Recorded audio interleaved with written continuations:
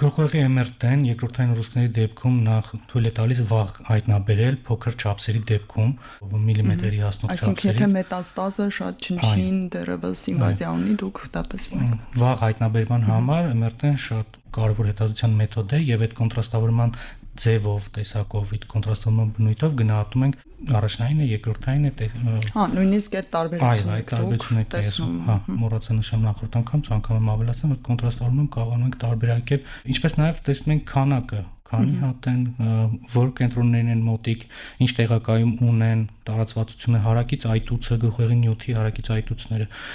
եւ MRT-ով դինամիկ գնահատում ենք, բուժման արդյունավետությունը։ Օգնում է MRT-ն բժիշկին պլանավորել բուժման մարտավարությունը, ինչպես նաև ամբողջ բուժման ընթացքում MRT-ով կատարում ենք նրա դինամիկ հսկողությունը։ Ինչ փոփոխությունների ենթարկվեց չափսերի, կառուցվածքի, այտուցները ավելացան, պակասեցին, չափսերը մեծացան, փոքրացան, տարածվածությունը եւ այլն։